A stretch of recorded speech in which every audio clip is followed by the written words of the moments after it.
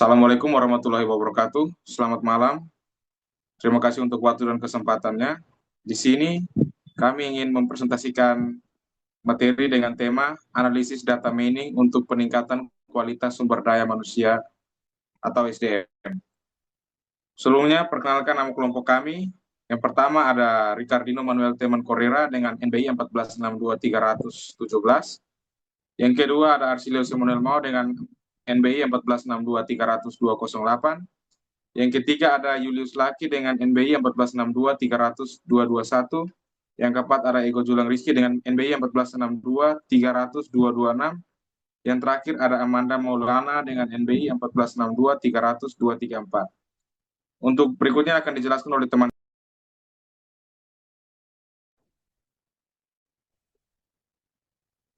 Baik, di pertama ini definisi permasalahan. Di 1.1 latar belakang sumber daya manusia atau SDM merupakan faktor kunci dalam menentukan keberhasilan dan keberlanjutan suatu organisasi, baik organisasi bisnis, pemerintah maupun institusi pendidikan. Kualitas SDM yang unggul akan mendorong peningkatan produktivitas, efisien kerja, inovasi, serta kemampuan organisasi dalam menghadapi persaingan dan perubahan lingkungan yang dinamis. Di era digital saat ini, organisasi dihadapkan pada tantangan kompleks dalam mengelola SDM seperti meningkatkan ketentuan kompetensi, perubahan pola kerja, serta kebutuhan akan pengambilan keputusan yang cepat dan akurat. Namun demikian banyak organisasi masih mengandalkan metode konvensional dalam evaluasi dan pengembangan SDM yang cenderung subjektif dan kurang berbasis data. Seiring dengan perkembangan teknologi informasi, organisasi telah mengumpulkan data SDM dalam jumlah besar seperti data kinerja, absen, riwayat pelatihan, pendidikan, dan penilaian kerja. Sayangnya yang tersebut sering kali hanya digunakan sebagai arsip administratif dan belum dimanfaatkan secara optimal untuk menghasilkan wawasan strategis. Oleh itu, diperlukan pendekatan data mining untuk mengekstraksikan pola dan mengetahui dalam data SDM tersebut. Pendekatan data mining memungkinkan organisasi untuk menghasilkan data historik karyawan guna mengidentifikasi faktor-faktor yang memenuhi kinerja, memprediksi performa di masa depan, serta mencerahkan strategi penambangan SDM yang boleh tepat sasaran. Dengan demikian, penerapan data mining diharapkan dapat membantu organisasi dalam meningkatkan kualitas SDM secara berkelanjutan. Di 1.2, identifikasi permasalahan bisnis. Berdasarkan latar belakang tersebut, dapat beberapa permasalahan bisnis utama dihadapi organisasi dalam upaya meningkatkan kualitas SDM, antara lain organisasi kesulitan dalam mengidentifikasikan karyawan yang potensi tinggi maupun karyawan yang membutuhkan peningkatan kompetensi secara lebih dini. Program pelatihan dan pengembangan SDM seringkali tidak dapat sasaran, sehingga biaya yang dikeluarkan tidak sebanding dengan peningkatan kinerja yang dihasilkan. Proses penilaian kinerja masih berguna pada penilaian subjektif atas yang berpotensi menimbulkan bias dan ketidak konsisten. Selanjutnya, manajemen tidak memiliki alat bantu analisis untuk mengidentifikasi kinerja karyawan di masa depan sebagai dasar pengambilan keputusan strategi. Permasalahan-permasalahan tersebut melanjutkan keperluan sistem berbasis data mining untuk mampu mendukung pengambilan keputusan dalam pengelola dan pengembangan SDM.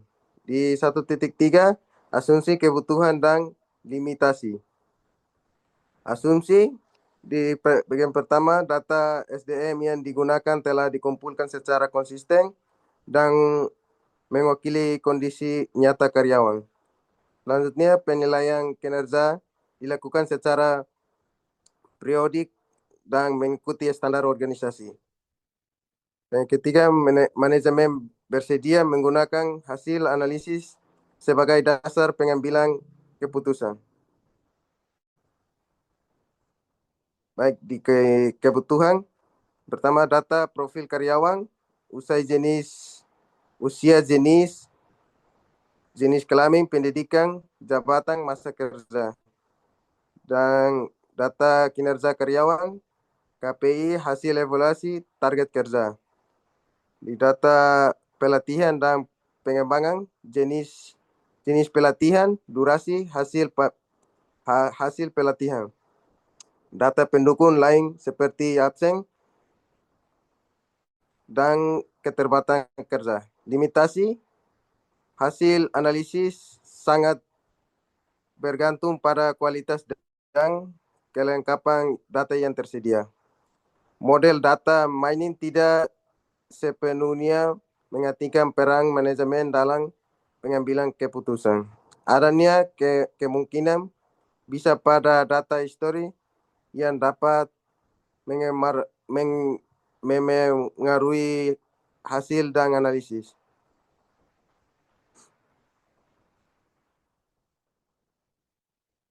Baik, selanjutnya dilanjutkan sama teman saya.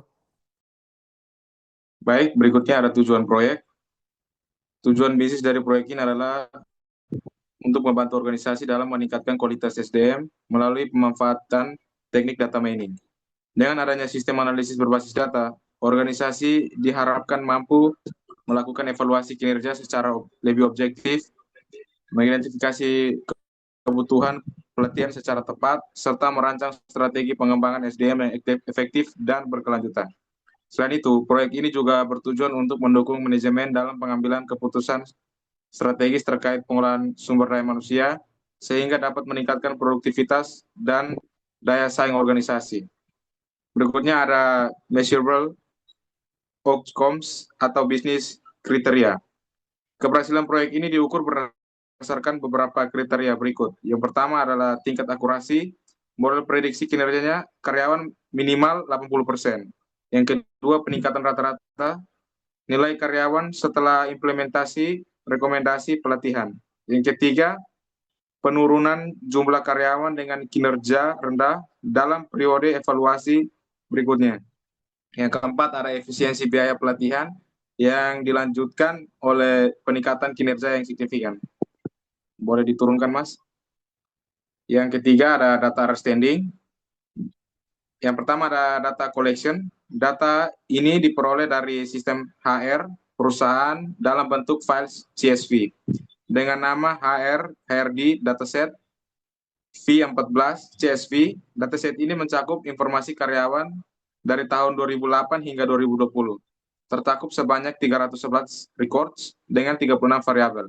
Berikut merupakan tabelnya. Di bagian deskripsi terdapat jenis kelamin dengan frekuensi laki-laki dengan lambang M sebanyak 135 yang memperoleh 43,4%, untuk perempuan dengan kode F untuk nilainya 176 dengan 56,6%, untuk deskripsi status perkawinan yang single nilainya 137, untuk persennya 44%, 0,5%, untuk merit 124, untuk persentasenya ada 39,87%, untuk discover ada 30, untuk persentasenya ada 9,65%, untuk separated ada 12, untuk persentasenya ada 3,86%, untuk window weight ada 8, untuk persentasenya ada 2,57%. Yang berikutnya ada deskripsi bagian departemen. Untuk produksinya ada 209, ada nilai persentasenya ada 67,2%. Untuk IT atau IS nilainya 50, untuk persentasenya ada 16,8%.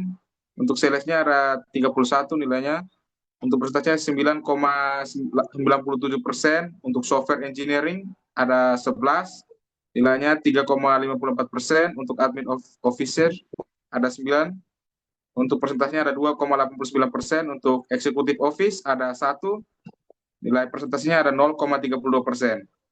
Untuk performance search ada full mens, nilainya 243, untuk persentasenya ada 78,14%. Untuk exchanges ada 37, persentasenya ada 11,9%. Untuk needs enforcement ada 18, untuk nilainya persennya ada 5,79%. Untuk PIP ada 13, untuk persentasenya 4,18%. Untuk status karyawan atau termot, untuk aktifnya ada 0, nilainya ada 207, untuk persentasenya ada 66,56%. Untuk terminate ada atau 1 dengan lambangnya, untuk nilainya ada 104, untuk persentasenya ada 33,44%. Untuk requirement source ada ended dengan nilai 87, 27,97%. Untuk link lead ada 76 dengan persentasenya 24,44%. Untuk Google Search ada 49 dengan persentasenya 15,76%. Untuk employee referral ada 31 dengan 9,97%. Untuk diversity job fair ada 29 dengan 9,32%. Untuk diturunkan sedikit, Mas. Untuk career builder ada 23 dengan 7,4%. Untuk website ada 13 dengan 4,18%. Untuk order ada 3 dengan 0,96%. Berikutnya, Mas. Di bagian titik 2 ini ada static description. Description static untuk variabel numerik utama yang digunakan dalam analisis prediksi turnover karyawan dinyatakan dalam mean, standar, deviation, sequence, dan Kurtoids. Ini merupakan tabelnya. Di variabel ada terdapat amplification, ada terdapat yang kedua ada engagement survey, yang ketiga ada per source ID, yang keempat ada salary, yang kelima ada absence, yang keenam ada days late 30, yang terakhir ada special project count. Di bagian deskripsi terdapat tingkat kepuasan karyawan dari 1 sampai 5. Yang kedua ada skor survei keterlibatan karyawan dari 1 sampai 5 juga. Yang ketiga ada skor kinerja karyawan dari 1 sampai 4. Yang berikutnya terdapat gaji tahunan berupa USD. Yang berikutnya ada jumlah hasil absen per tahun. Yang berikutnya jumlah hari terlambat dalam 3 hari terakhir. Yang berikutnya jumlah proyek khusus yang diikuti.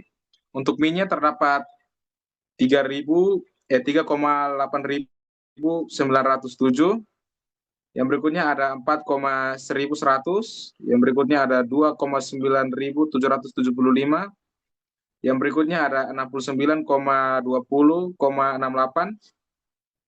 Yang berikutnya ada 10,2.379. Yang berikutnya ada 0,4.148. Yang berikut ada 1.286. Untuk SD-nya ada 0,9.092.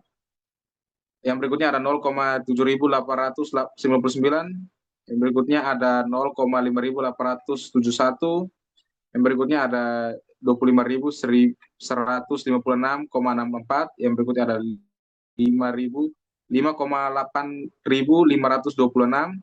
Ada 2.945. Yang berikutnya ada 2,3.494. Untuk employment statiknya sedikit, di bagian employment specification, di bagian min nilainya 3,89, di mana menunjukkan kepuasan karyawan yang cukup baik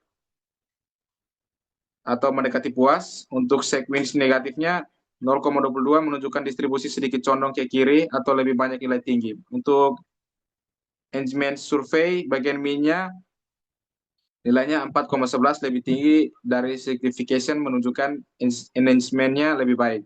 Untuk sequence-nya sangat negatif, min 1 sampai 12 menunjukkan mayoritas karyawan memiliki engagement-nya tinggi. Untuk perf scores ID-nya min nilainya 2,98,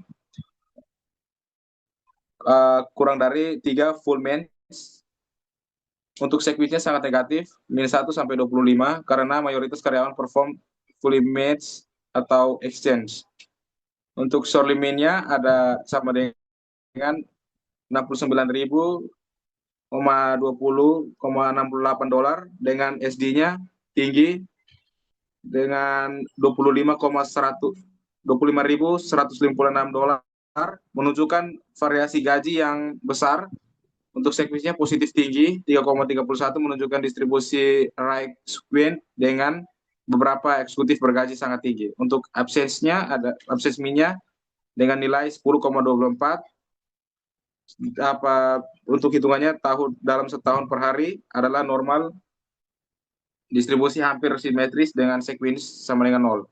Untuk days rate-nya late R30 dengan min rendah, nilainya 0,41 per hari, menunjukkan mayoritas karyawan disiplin. Untuk sequence-nya sendiri positif tinggi dengan nilai 3,14 karena mayoritas karyawan tidak pernah terlambat atau nilainya 0.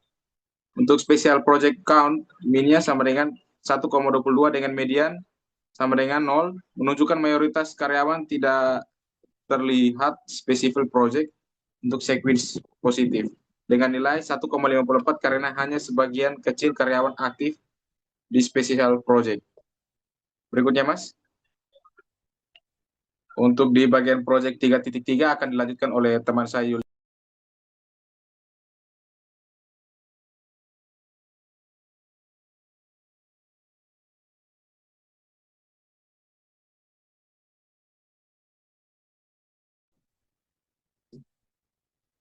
Jadi yang 3.3 tuh ada data visualization.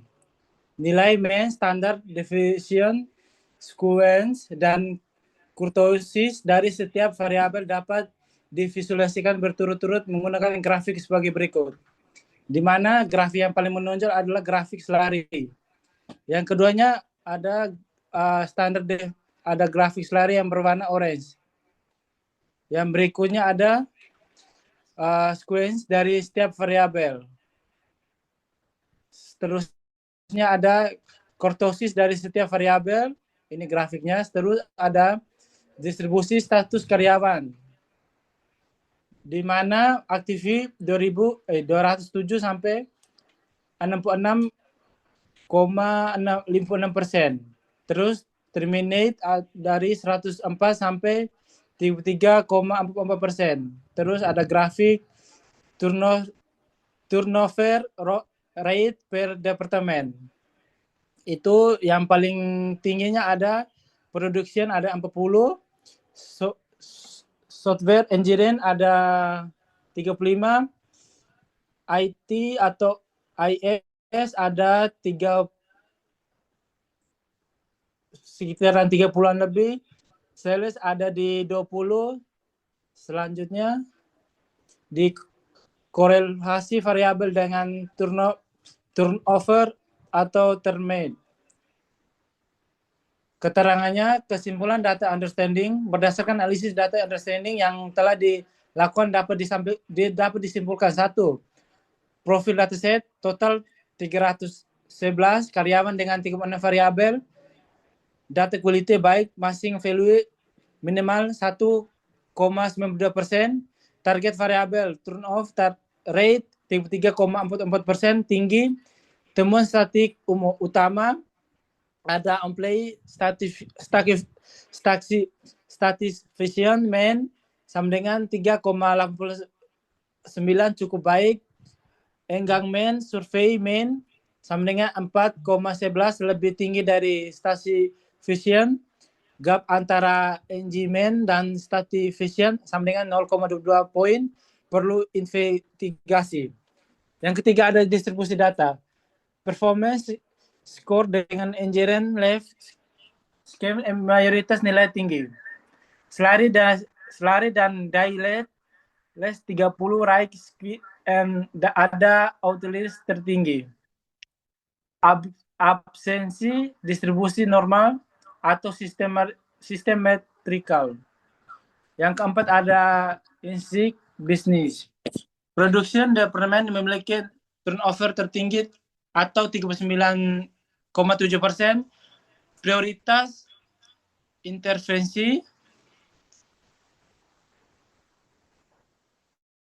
Terus ada special project participation memiliki korelasi negatif terkuat dengan turnover min 0,147.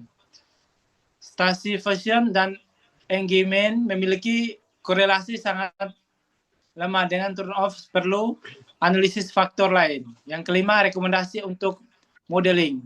Dataset siap untuk modeling dengan processing, fokus pada departemen analisis atau terutama production. Feature engineering diperlukan untuk meningkatkan prediksi power, pertimbangan model ensemble untuk hidden square distribution.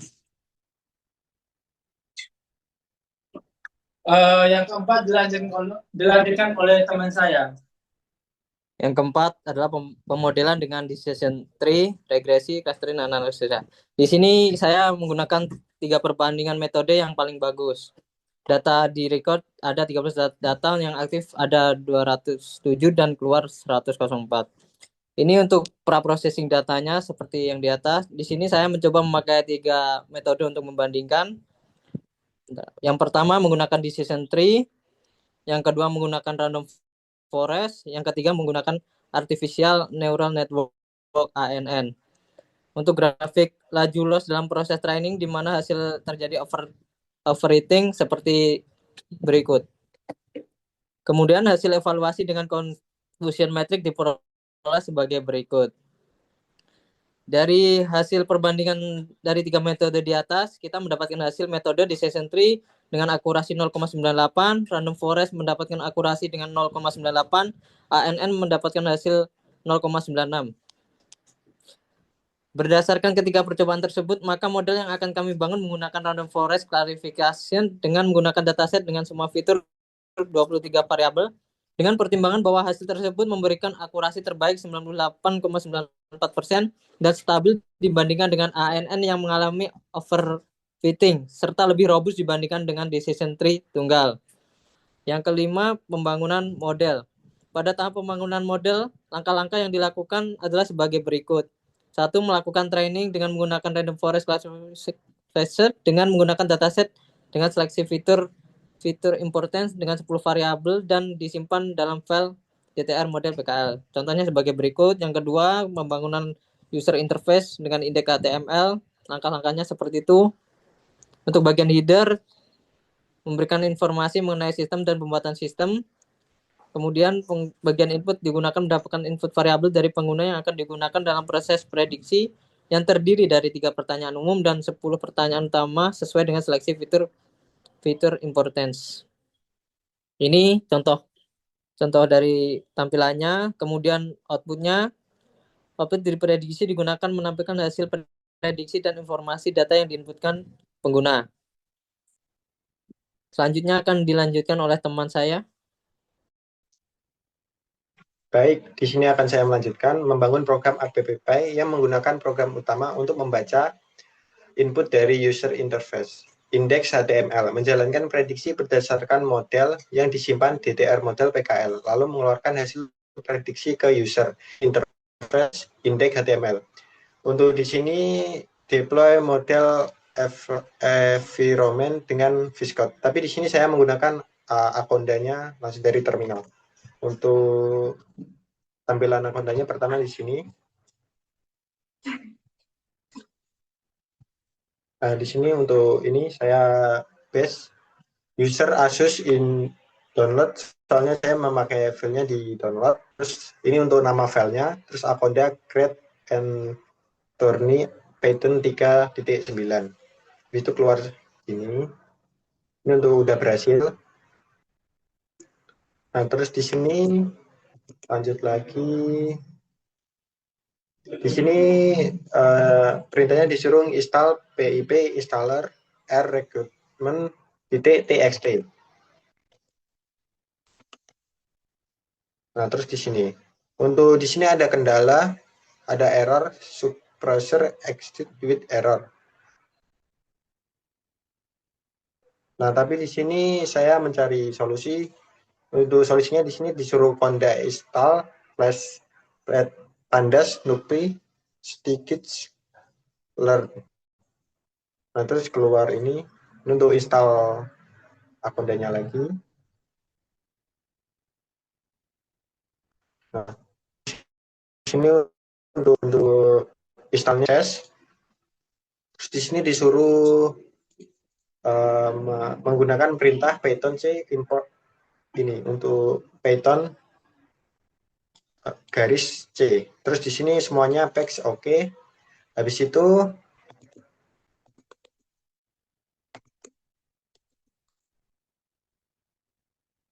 saya masukkan perintah lagi Python train model. Nah, di sini untuk train modelnya mencentrum model random forest. Sudah. Ini udah untuk datasetnya ini HRD dataset P14 ini untuk dataset penamaan datasetnya. Sini untuk ini mengecek strukturnya. Terus di sini untuk Python train model PTY. Ini untuk model-modelnya. Nah, terus setelah saya masukin Python trail model ini langsung menjalankan projectnya. Projectnya ini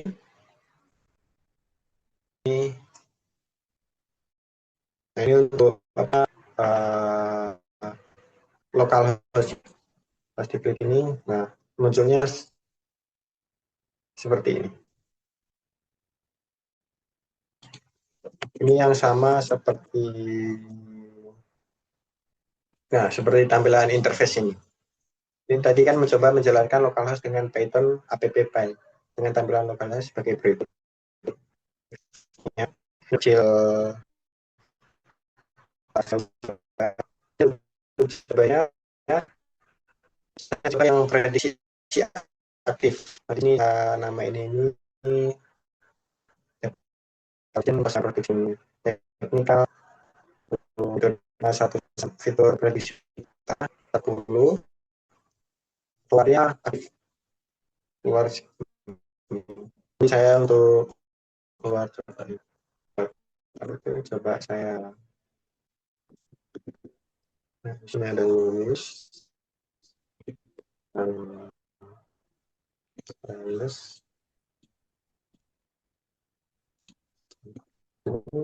kanan 5 4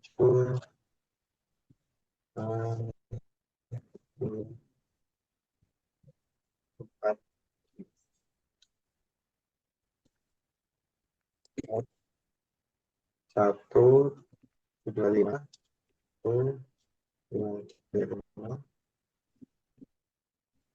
terus 15 10 2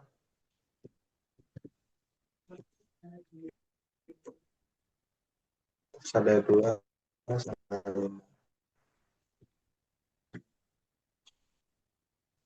nah keluarnya ini keluar saya 92% untuk beli beranda.